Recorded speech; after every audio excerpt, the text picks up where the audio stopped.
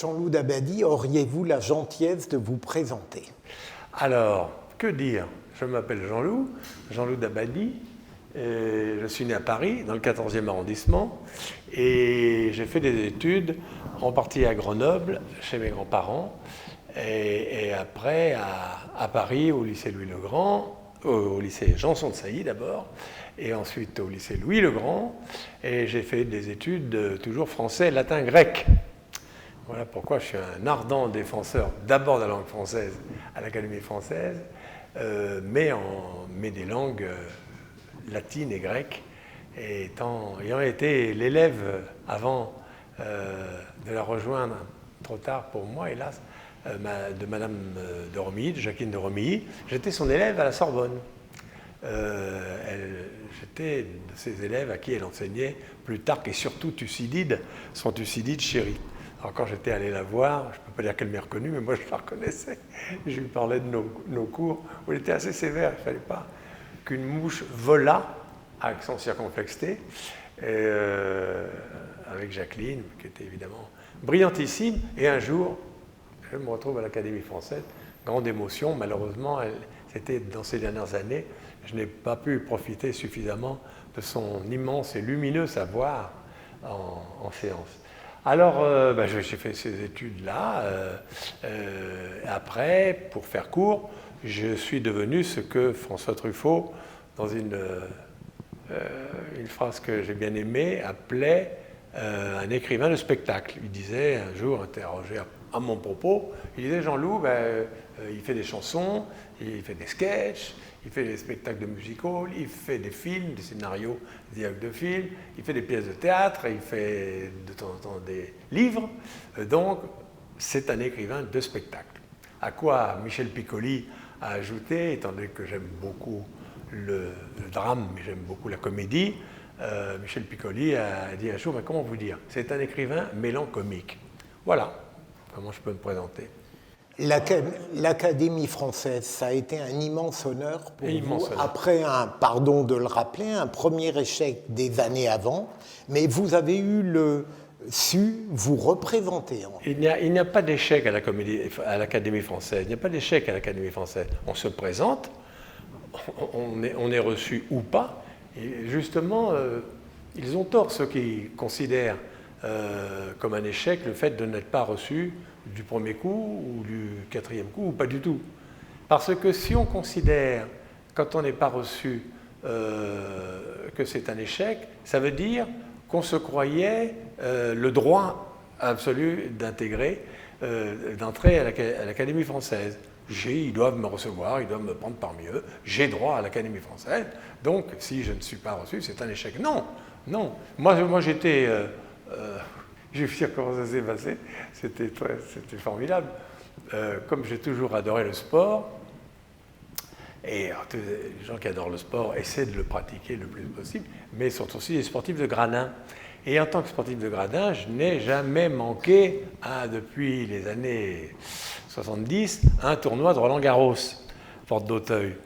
Et parmi les fidèles invités par le président, à l'époque c'était mon cher ami, un homme merveilleux, Philippe Chatrier, ancien journaliste que j'avais connu comme journaliste, et qui était devenu le président de la Fédération de tennis française, et après de la Fédération internationale, FIT, la Fédération internationale de tennis, et c'est lui qui avait créé les tournois où se mélangeaient les amateurs et les professionnels.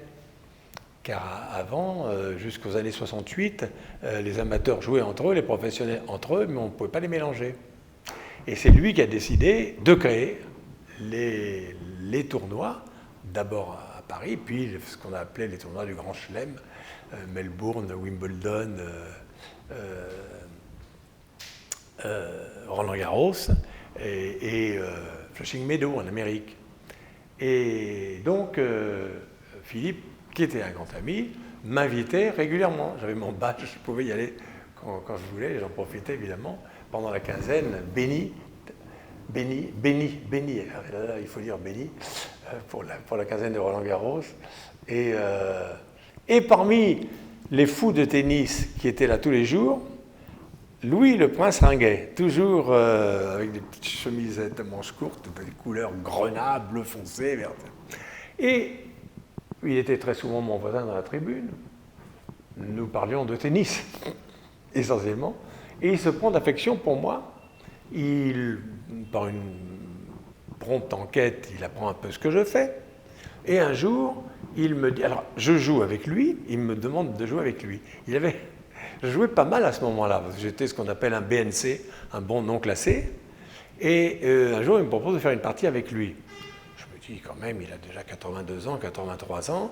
C'est pas que je me considère supérieur à lui, mais il faudra quand même que je joue sagement, poliment, respectueusement, lentement.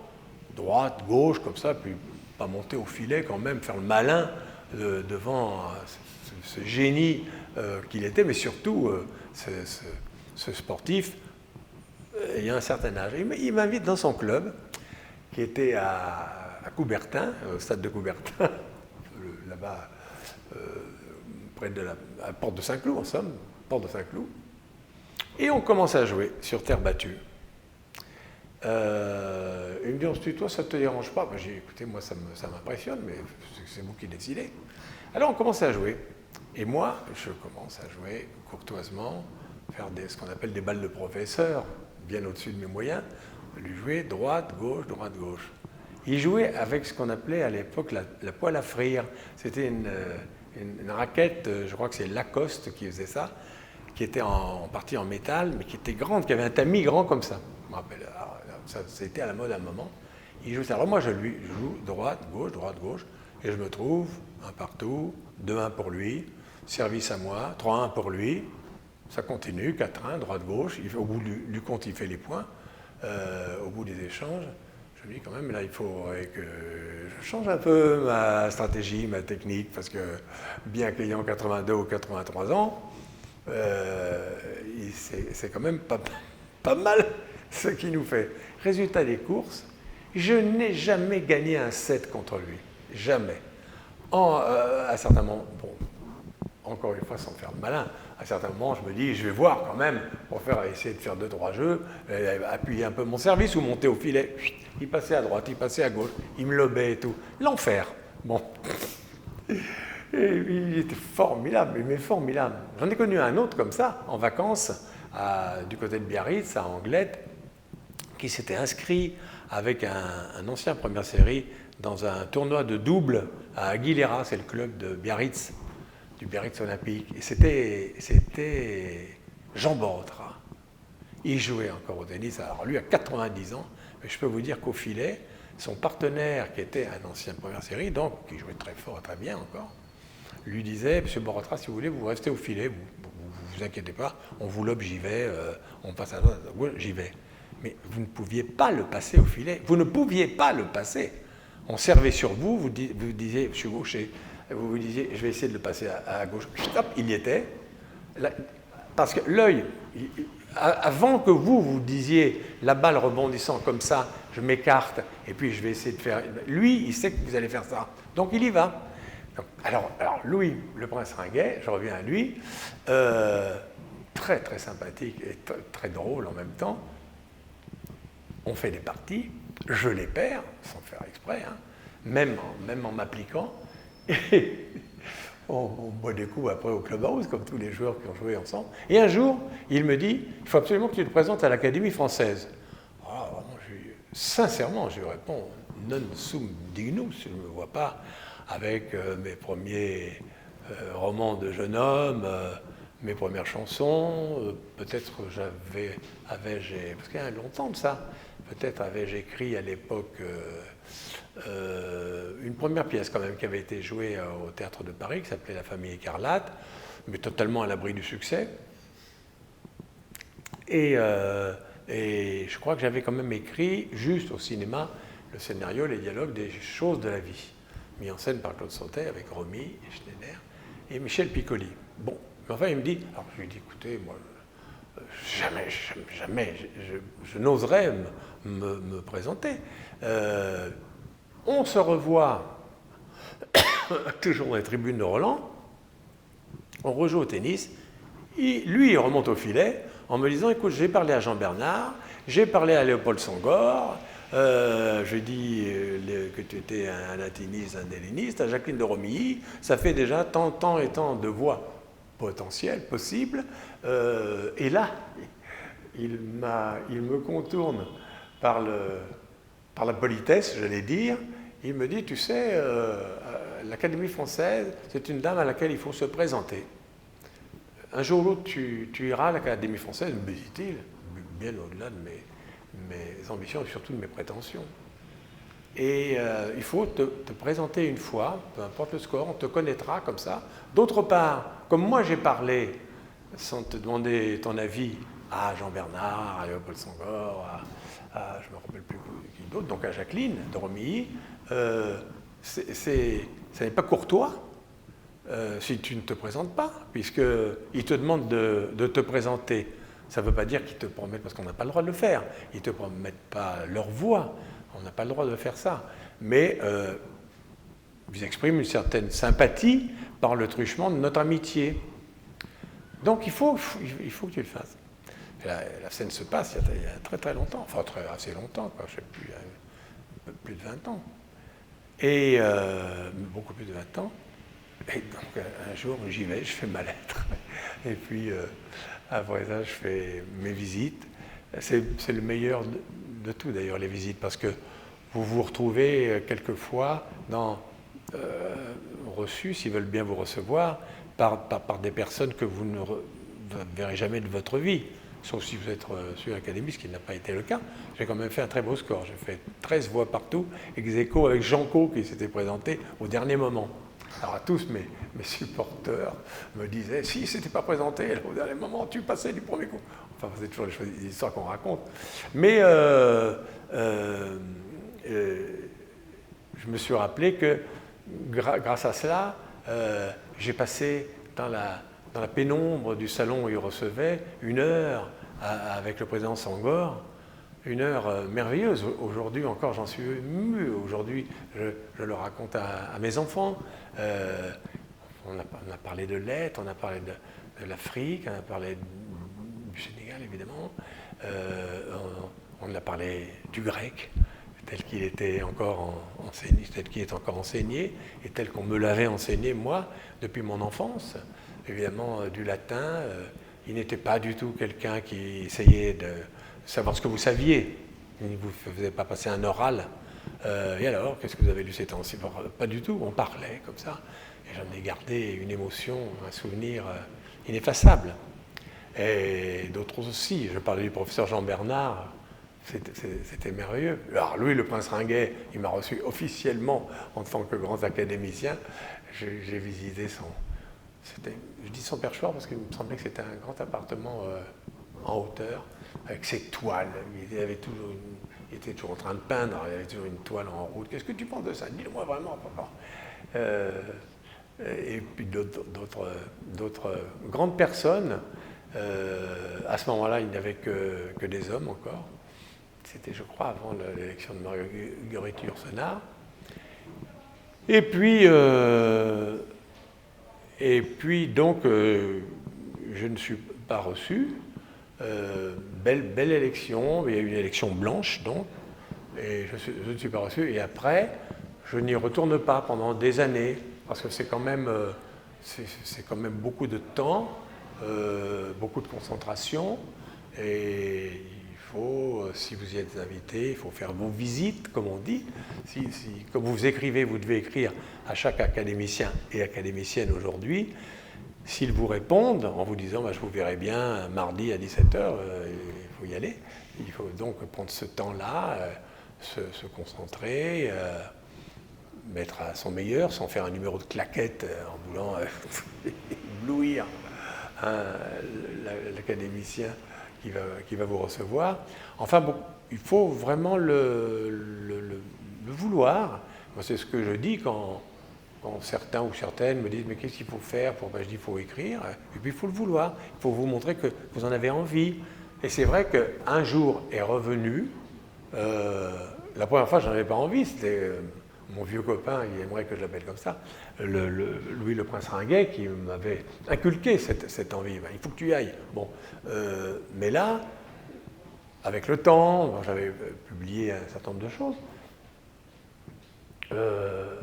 Certains, comme Félicien Marceau, par exemple, comme Frédéric Vitou, que je ne connaissais pas, j'ai connu à cette occasion, à l'occasion de telles rencontres, m'ont dit il faut venir, il faut venir vous présenter. Ça ne veut pas dire, comme le croient beaucoup de personnes, qu'on vous dit venez, c'est fait, vous n'avez plus qu'à vous asseoir. C'est pas vrai. Non, il faut se présenter. C'est ce que j'explique quand on me demande. Chaque fois, je dis il faut se présenter et surtout en se disant si ça ne passe pas, comme dit joliment ma femme Véronique, Jean-Loup, cette fois-ci, il y est allé en basket. C'est un petit peu ça. Vous allez voir les uns et les autres. Et c'est vrai que chaque fois, les années d'avant, je me rappelle, chaque fois qu'on passait sur l'autre rive, qu'on voyait cette magnifique coupole, oui, ça me faisait rêver.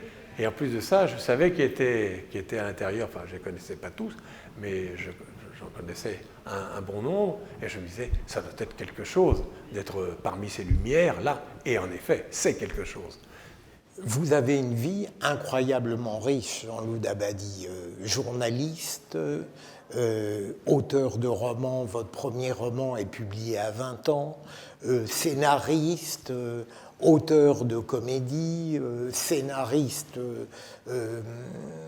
Vous avez fait énormément de choses et vous êtes connu et compositeur et, comment dirais-je... Pas compositeur, auteur de multitudes de chansons. Est-ce que cette richesse de dons, en définitive, ne vous a pas parfois, paradoxalement, handicapé dans la mesure où vous n'avez... Est-ce que vous avez eu l'impression de pouvoir tout mener à fond dans la multitude de ces talents? À vrai dire, c'est toujours la même encre et le même encrier. Ce qui serait difficile, c'est encore que j'aurais beaucoup aimé, la vie n'est pas finie, être acteur, être comédien, peut-être épisodiquement. J'aimerais bien jouer la comédie au théâtre, au cinéma aussi. Et là, il faut évidemment changer de personnage, changer de rôle. Tandis que quand vous écrivez, vous écrivez une pièce, vous écrivez un scénario et un dialogue de film, vous êtes la même personne. Vous êtes le même personnage. Quand je dis que c'est les mêmes encriers, ce sont pas les mêmes émotions, parce qu'on essaie de changer d'émotion. Mais enfin, c'est le même cœur qui bat d'une certaine manière. Moi, j'aimais, sans jouer sur le titre de ma chanson avec Julien Clerc, moi j'ai mes préférences à moi. J'ai mes préférences, et dans les sujets, et dans les sentiments. Et c'est vrai que je ne sais pas pourquoi, je me suis aperçu, plutôt on m'a fait observer un jour dans un article, que les chansons, j'écrivais beaucoup plus pour les hommes que pour les femmes. Et au cinéma, j'écris plutôt plus de rôles de femmes. Je crois que j'ai écrit pour, j'allais dire, j'exagère en disant ça, toutes les actrices françaises. Enfin, je veux dire par là, j'ai écrit pour Catherine Deneuve, pour Romy Schneider, pour Isabelle Adjani, pour Miu Miu, pour Marlène Jobert, etc. Beaucoup, j'adore écrire des rôles de femmes au cinéma. Elles m'inspirent par leur déchirure et leur façon de déchirer les hommes. Et dans la chanson, instinctivement, je vais plutôt vers les hommes. J'ai écrit quelques chansons pour quelques chanteuses, mais la grande majorité, ce sont des chansons pour les hommes. Bon, alors, il y a une chose aussi, pour répondre à la question que vous m'avez amicalement posée, est-ce que ça ne m'a pas créé, ça ne me crée pas quelquefois un certain fouillis dans la tête? Au contraire, parce que j'aurais eu horreur, enfin j'aurais détesté, ce n'était pas dans ma nature, être un spécialiste. C'est-à-dire, quand j'ai commencé quand j'ai écrit certains films, comme, je donne des exemples, hein, c'est pas pour faire le malin, mais comme Un éléphant ça trompe et Nous irons tous au paradis, on n'a pas cessé de m'en demander pour la télévision ou pour le cinéma, faites-nous, même pour le théâtre, faites-nous une chose comme dans le genre L'éléphant le paradis, on rit chaque fois qu'on le revoit, c'est très gentil de me dire ça, mais il se trouve que dès que j'ai terminé un ouvrage, j'ai envie vraiment de faire autre chose. Et c'est pour ça d'ailleurs que quand on me demande, c'est une question qui revient régulièrement dans le privé ou dans le travail, dans les entretiens, mais quand même, vous indiquez tout dans vos pièces ou dans vos films, vous dites, elle baisse les yeux, à ce moment-là, la lumière devient plus sombre, elle relève son regard, on sent qu'elle va pleurer, mais puisque pourquoi vous ne mettez pas en scène vous-même? Mais je suis trop content lorsque j'ai fini un scénario, par exemple, de film, et les dialogues, je suis trop content de donner la baguette au metteur en scène et qu'il s'occupe de ça, que ce soit lui qui mette en scène, qui découpe le scénario, qui le mette en scène, qui le monte, qui se batte avec les producteurs. Je me rappellerai toujours Jean-Paul Rapneau quand on a fait Le Sauvage pour Yves Montand et Catherine Deneuve. À un moment, il fallait, dans leur rencontre, une porte à tambour d'hôtel, vous savez, ces portes comme ça, etc. Bon. Et le directeur de production dit, on tourne au Bahamas, il n'y a pas de porte à tambour, on n'en trouve pas. Alors Jean-Paul Rapneau dit au directeur de production, bah, écoutez, il faut la faire venir de France. Bah, écoutez Jean-Paul, vous êtes complètement maboule, non? Vous croyez qu'on va mettre dans un avion et ça va coûter une fortune? Oui, mais je veux la porte à tambour. Mais non, mais attendez, demandez à Jean-Loup, il va vous trouver autre chose. Et c'est vrai, moi j'aurais trouvé un autre mode de rencontre. Lui, en tant que metteur en scène, il savait que c'était ça qui était beau. Il voulait que le sac de cuir de Catherine Deneuve se prenne dans la porte et que les produits de beauté tombent sur les marches de l'hôtel et qu'il y ait un homme qui ramasse un produit. C'est mon temps. Et c'est la rencontre. Il voulait ça. Alors, c'est une histoire qui me fait rire avec Jean-Paul et puis avec d'autres amis quand on parle de nos histoires de cinéma. Le directeur de production, c'est un homme charmant, qui s'appelait Ralph Baum, charmant, lui dit, mais vous savez, il y aurait un seul moyen, vous vous rendez compte, un seul moyen de faire venir votre porte à tambour, c'est d'en faire venir une, c'est immense évidemment, démontée, enfin en morceaux, en pièces détachées, voilà, par bateau. Et Jean-Paul dit, eh ben voilà, eh ben Ralph, vous avez trouvé, eh ben voilà, c'est vrai. Et il a eu sa porte à tambour. Et elle est dans le film. Eh bien ça, c'est moi, cette histoire, je l'aime parce qu'elle est toute simple, elle est tout à fait notre métier, mais moi, je sais que je n'ai pas cette vertu-là. Je sais que je ne me serais pas battu avec le producteur, le directeur de production, pardon, c'est celui qui est chargé des finances, en gros. Hein, bon. Je n'aurais pas eu la vertu, l'énergie, la force de me battre comme Jean-Paul s'est battu des jours et des jours, et par téléphone, et par mots, et en direct, comme ça. Moi, j'aurais dit, bon, bah, pour avoir la paix, je vais trouver autre chose, en effet. Je vais demander à mon auteur, ou je vais le faire moi-même. Je vais trouver une autre solution, et puis on va passer à autre chose. C'était pas dans mon caractère. Donc j'aime bien que ça soit quelqu'un d'autre, surtout quand il est talentueux, qui se charge de la mise en scène, par exemple, au cinéma ou au théâtre. Quand j'ai fini d'écrire une pièce de théâtre, je n'ai qu'un plaisir, donc ces plaisirs douloureux que sont les plaisirs de l'écriture, ces solitudes et ces doutes. J'ai une certitude, c'est la certitude, alors tout le temps. Alors c'est très difficile, je suis très difficile à vivre pour ça, je le sais. Mais je n'ai qu'une envie, c'est par exemple, après une pièce de théâtre, si on m'a demandé des chansons, de me mettre à écrire une chanson ou des chansons. Si j'ai un de mes interprètes qui me dit, Jean-Loup, j'ai un album qui s'enregistre en octobre, on va faire les bases musicales à la fin de l'été, il faudrait, si tu pouvais, tu avais l'idée d'un texte ou deux, etc. Je m'y mets, même en plein été, ça m'est arrivé l'année dernière pour Richard Cocchiante, vous savez, le chanteur italien, là. Il m'avait donné deux musiques, j'étais en train d'écrire une série pour ma fille Clémentine, qui est productrice à la télévision. Et j'ai tout laissé pour travailler sur ces chansons, ça m'a pris des semaines. Et puis après les chansons, je me suis remis au travail pour Clémentine. Et puis après, je sais, là je suis en train de terminer ce travail, ce scénario pour sa maison de production. Et après, je sais que j'ai une pièce sur le feu. Je me dis, il faudra là que je prenne du temps, que je ne fasse rien d'autre que ça. Donc ça correspond à mon caractère. Parce que je suis... c'est pas pour rien que je suis né à Paris. Le ciel de l'Île-de-France, c'est, regardez aujourd'hui, il a plu un peu ce matin, il a fait très chaud, puis après ça s'est rafraîchi, après la chaleur, le ciel a été tout bleu, puis tout d'un coup il a été taché de nuages blancs, et puis à un moment c'était tout gris, presque noir, comme si l'orage menaçait, et à nouveau c'est bleu. Bon, dans ma tête c'est comme ça, moi aussi, vous voyez, et c'est vrai que donc je suis... Ma météo, je ne vais pas déranger un mot comme intellectuel, culturel ou mental. Et quand je vous disais tout à l'heure, j'aurais eu horreur d'être un spécialiste, je sais, j'ai des copains, des très bons auteurs, un auteur de comédie, c'est un auteur de chansons populaires, c'est un auteur de... C'est très bien, et ils gagnent leur vie, et très bien, quelquefois. Alors, je ne serais pas capable de le faire. Quand j'arrive au bout moi, je n'écris jamais le mot fin, ce n'est pas de la superstition, mais je considère que les histoires ne sont jamais finies.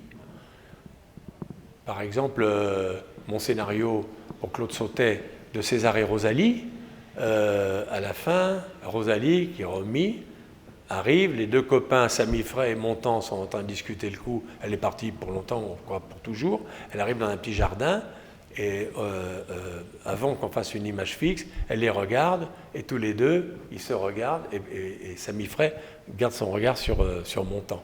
Pour moi, ça veut dire qu'il sait qu'elle revient pour Yves, et pas pour lui, mais je me dis, et ça va recommencer après.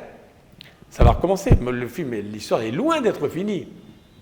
Au fond, est-ce que j'ai l'impression que vous êtes toujours dans l'envie de créer, quel que soit le support? Oui. Il vous arrive tout de même de déconnecter de cette inspiration très belle? C'est-à-dire que je déconnecte chaque fois, c'est-à-dire souvent, chaque fois que je sèche. Quand on est, pour moi, quand on est un écrivain, quand on est un auteur, et c'est honorable et c'est très, encore une fois, douloureux, on passe plus de temps à sécher qu'à réussir, qu'à trouver des idées. Le problème, c'est de n'être avec soi ni trop indulgent ni trop sévère. Parce que trop sévère aussi, quand on travaille pendant des heures sur une scène ou sur une chanson, vous arrivez à l'apoplexie quelquefois. Vous faites tourner sur la musique que votre chanteur vous a donnée. Très souvent, on me donne une musique, Paul Naref, Julien Clerc me donne une musique, et Jean-Loup, trouve-nous donc quelque chose là-dessus. Et je me rappelle Femme, je vous aime, par exemple, pour Julien Clerc. Heureusement qu'en même temps, je faisais un film pour Claude Sautet, je crois, parce qu'autrement, j'aurais réduit ma famille à la famine.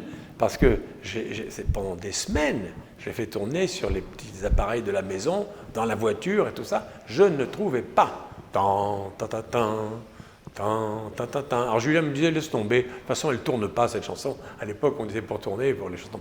Bon, c'était la mode. Et là, celle-ci. Non,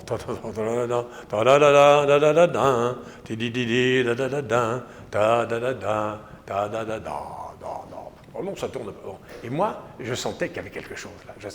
J'avais quelque chose dans le ventre, en me disant, il faut que je trouve, parce que quand je trouverai, je sens que, sans jamais ni le succès, ni choses comme, c'est trouvé à certains moments. Vous dites, j'ai trouvé quoi, j'ai trouvé le mot. Les chansons, c'est sur un mot la plupart du temps. Là, c'était le mot femme que j'ai trouvé un jour en allant chez Claude Sautet dans le Midi. J'étais dans la voiture, je faisais tourner la chanson avec la voix de Julien Clerc, et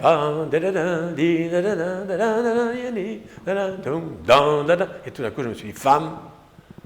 En même temps je me suis dit il la chantera jamais, parce que comme il était à l'école de Rodagil, merveilleux auteur, qui lui a assez reproché ça. Il a dit pendant 10 ans c'était vertueux à ce que tu dises jamais je t'aime à personne dans les chansons. Jean-Loup arrive, paf, il fout tout par terre. Bon, parce que les premières chansons, c'était des chansons d'amour. Puis d'un coup, j'arrive avec Femme, je vous aime. Alors bon. Et en fait, donc, quand j'ai terminé, ou je crois avoir terminé une chanson, ou un scénario, ou une pièce de théâtre, là, récemment, j'ai terminé une pièce de théâtre qui s'appelle Le Prix, qui est l'histoire d'un prix littéraire. eh bien, comment dire, j'étais vraiment excédé à la fin, excédé. On m'aurait dit, voilà, il faut pour le printemps prochain écrire une pièce pour Édouard VII ou pour une chose comme ça, j'aurais dit, encore le théâtre, vous voyez, c'est une question de nature un peu. Je n'y peux rien, je suis comme ça. Je suis comme ça. Et dans mes lectures, c'est pareil aussi. Je ne suis pas le seul, un grand lecteur de romans policiers, mais aussi bien l'autre jour, avant de partir quelques jours dans le Midi avec Véronique, ma femme chérie, je regardais les livres dans la bibliothèque de la maison. Puis alors j'ai comme beaucoup de gens, pas tous les Gallimard, mais plein de la collection blanche. Et je vois sur la tranche, je revois Gustalin de Marcel Aimé, que j'ai lu je ne sais combien d'années. Et je me dis, Gustalin, je relirai bien quelques pages de Gustalin, je l'ai pris. Puis pendant quelques soirs, je lis tous les soirs comme beaucoup d'autres, pendant quelques soirs, je me suis régalé à la prose de Marcel Aimé. J'ai relu, je ne lis pas vite du tout, j'ai relu Gustalin intégralement. Et puis là, je suis retourné à la lecture d'un roman policier, d'un romancier israélien extraordinaire. Oui, c'est la même chose dans mes lectures aussi. Je ne suis pas non plus un spécialiste. Dans la multitude des activités artistiques que vous avez eues, vous avez créé des liens parfois très particuliers avec certains acteurs, chanteurs, metteurs en scène. Est-ce qu'on peut dire que les principaux, c'était véritablement Yves Montand, Claude Sautet, Julien Clerc, Romy Schneider, on peut le dire, oui. Et Serge Reggiani, par exemple? Par exemple, est-ce qu'il y en a d'autres que j'oublie qui ont été fondamentaux pour vous dans ces personnalités? Est-ce qu'il y a d'autres relations qui ont... Oui, on peut dire dans un autre genre Michel Polnareff. On m'a tellement embêté avec lui et son caractère et tout ça, mais c'est un génie musical. C'est un homme, quand il se met à son piano et qu'il chante avec cet ange coincé dans sa gorge, là, bien qu'il soit insupportable de son caractère, bien que comme homme, il peut avoir des attitudes discutables, même avec ses amis, nous, ses amis, il les perd, il les regagne, il les reprend, c'est incroyable. Mais je me dis qu'un homme qui écrit un jour la musique sur laquelle j'ai écrit la chanson Lettre à France, par exemple, c'est un artiste à qui je dois beaucoup de choses de ma vie. Et même, certaines fois, je me prendre en flagrant délit, d'écrire pour d'autres artistes, dans d'autres disciplines, des choses dont l'émotion ou la drôlerie, si vous m'autorisez ce mot, provient d'un autre pour qui j'ai travaillé ou essayé de travailler sans y parvenir, par exemple, aussi. On ne sait jamais d'où viennent les émotions. C'est d'une image, d'une pensée qu'on a. Ma préférence, la chanson pour Julien, alors ça, j'ai un point de repère, pour une fois, précis, mais c'est vraiment... Ça fait un drôle d'effet d'y penser. Une année, l'été, Serge Reggiani, qui écrivait des très belles lettres, m'écrit en disant « Mon Jean-Loup, je sais que tu as eu beaucoup de travail avec tel film, je ne sais pas quoi, ou telle pièce, mais il se trouve qu'il me manque 2 titres pour mon album. Les séances sont prévues en septembre, et vraiment, je t'appelle si tu pouvais C'est immense, cet homme merveilleux à qui je dois tant. C'est lui qui m'a fait faire ma première chanson, Le Petit Garçon. Et pris de remords, m'en voulant à moi-même, je lui écris. Ça, c'était beau aussi. On pouvait se téléphoner, on aimait s'écrire les uns les autres. Je lui écris en lui disant, mon Serge, c'est parce que c'est vrai, j'étais en retard. Je crois que je finissais d'écrire avec et pour Claude Sautet, Vincent François, Paul et les autres. J'étais en retard, je me suis mis en retard. Là-dessus, on est parti en vacances. J'ai loué une maison à Anglet, à côté de Biarritz, avec mes enfants. C'est vrai, mais tu penses bien, quand tu me dis, genre, je sais bien que c'est moins important, tu penses bien, mais comment peux-tu m'écrire ça? Tu sais bien que tu as ma préférence à moi. J'écris à Serge Reggiani, tu sais bien que tu as ma préférence à moi. Bon. 1 an ou 2 ans après, Julien me donne cette musique, je cherche, je sèche comme d'habitude, je ne trouve pas. Je suis au bord du rang de sa musique en disant je ne trouve pas. Et tout d'un coup, je m'entends, mais elle est ma préférence à moi. Eh bien, ma préférence à moi, c'était venu d'une phrase dans une lettre d'amour que j'écrivais à Serge Reggiani pour lui dire ne crois pas une seconde que je t'abandonne, que je ne pense pas à toi, etc. Tu es ma préférence à moi. Et je me rappelle que ça m'avait fait drôle de dire à un homme tu es ma préférence. Et ben, j'avais écrit à Serge. Et ça, c'est revenu 2 ans après, dans une vraie chanson d'amour, chantée par Julien Clerc pour une femme imaginaire, inventée par l'auteur des paroles. Vous voyez, c'est drôle comme... Et alors, on ne le sait pas toujours. Quelquefois, vous écrivez quelque chose et sans complaisance, vous avez tout d'un coup la gorge serrée, vous avez peut-être quelquefois les larmes aux yeux, parce que l'émotion est forte de ce que vous êtes en train de trouver. Alors là, quelquefois je cherche, je me dis, mais ça vient d'où? Jamais de ma vie personnelle, je ne suis pas du tout un auteur autobiographique, pas du tout non plus hétérobiographique, je ne me sers jamais de la vie des autres et ni de la mienne, mais les émotions, d'où viennent-elles, de quand viennent-elles? Je me rappelle un jour, un de mes petits garçons, justement dans cette maison à Anglette, à côté de Biarritz, il était très timide, il avait 9 ans, 10 ans, et pendant qu'on déjeunait avec des copains, qu'il y avait des rires, des chants, etc., je le vois assis à une quinzaine de mètres sous un arbre, à l'ombre d'un arbre, se tenant les genoux dans ses bras, il regardait comme ça timidement, et ça m'avait serré la gorge, j'étais allé le chercher, mais mon chéri vient avec nous, etc. Et cette émotion, elle m'est revenue d'autres fois en écrivant, quoi. Sans décrire un enfant sous un arbre, vous voyez. À l'Académie française, Jean-Loup Dabadi, en général, il y a une sorte d'apolitisme apparent. Il y a 2-3 académiciens qui se sont fait un peu connaître par un engagement. Je pensais à Alain Finkielkraut, Daniel Salnave et puis évidemment Jean d'Ormesson. Est-ce que à l'Académie française, il y a cette tradition d'apolitisme apparent ou non? On ne peut même pas le dire? Je ne sais pas, parce que moi, avant que je sois reçu, j'avais souvent entendu parler, vous savez, il y avait les gaullistes, etc. Moi, est-ce qu'on peut dire ma génération, depuis que j'y suis, je n'ai jamais ressenti ça. Jamais, je vous le dirai, hein. Je vous dirais, oui, je ressens, mais ce n'est pas des choses dont on a envie de parler. Non, je ne l'ai jamais ressenti. Je n'ai jamais ressenti on sait très bien que tel ou tel est plutôt... Bon, mais je n'ai jamais ressenti de pression, ni au moment des choix, des élections, ni dans nos conversations. Non, j'ai toujours... moi, je suis émerveillé d'être là, vous voyez, après-demain, il y aura la séance hebdomadaire. Je suis heureux de les retrouver. Je sais qu'ils sont intéressants. Certains, on peut dire, sont carrément lumineux. Quand vous avez un Michel Serres qui prend la parole, que ce soit pour une histoire de marine, de bateau, d'amarre de bateau, ou pour la technologie moderne et l'opportunité qu'il y a à intégrer un mot dans notre dictionnaire qui peut paraître trop savant, trop technique, trop technologique.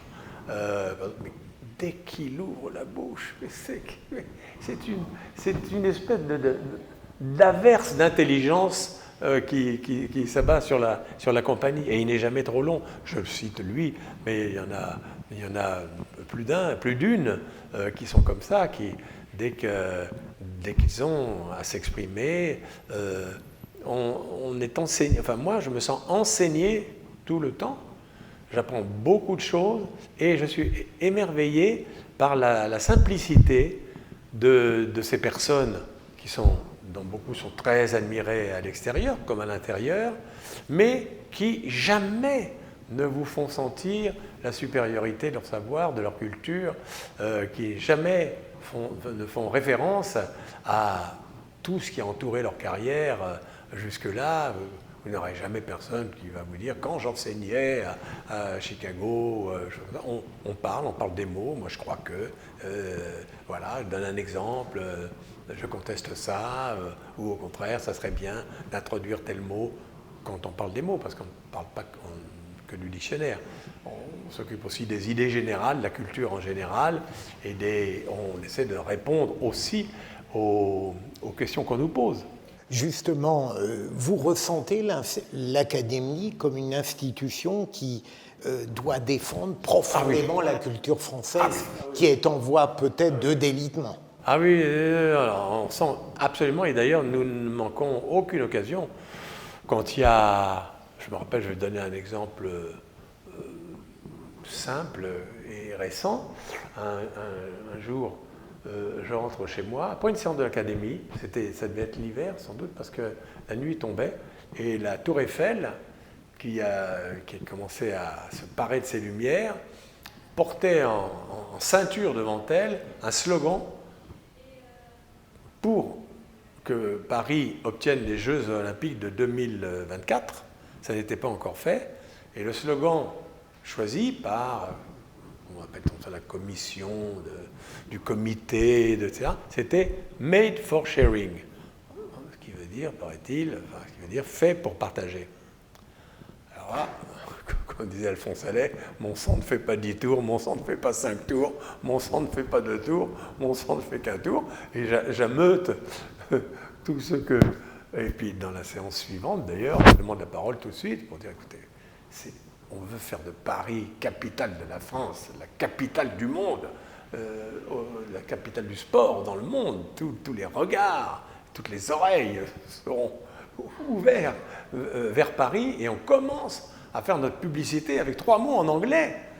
Et en plus, j'avais fait mon enquête, ce sont des mots, c'est Made for Sharing, c'était le slogan publicitaire d'une fabrique de pizzas géantes.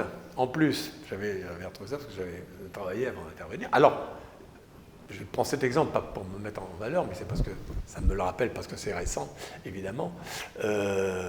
Parce que certains d'entre nous font la même chose, disent j'ai vu ça dans la rue, j'ai entendu ça à la télévision, voilà, j'ai lu ça dans telle note qui arrive de l'éducation nationale pour les enfants, etc.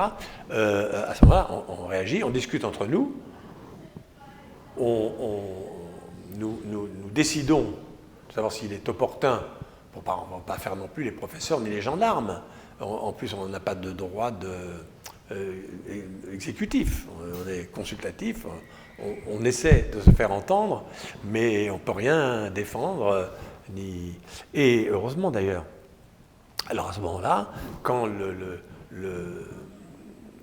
dossier nous semble bon, Madame le secrétaire perpétuel désigne 4 volontaires ou désigne des volontaires pour se réunir et faire un texte court en général, à ce moment-là, qu'elle envoie à l'Éducation nationale, au ministre, etc., à l'AFP aussi, les communiqués, voilà. Et ça, c'est quand il y a des abus de langage, quand la langue est maltraitée, vraiment, et évidemment, on ne peut pas faire la chasse à tout, parce que c'est très malheureux, mais mes camarades, car j'en ai tellement à la télévision et à la radio, souvent malmènent la langue française. Alors on ne peut pas envoyer des lettres ou des coups de téléphone en mardi aux 20h. Non. Mais quand reviennent trop souvent des expressions qui sont des fautes de langage, des fautes de français, on se manifeste, oui.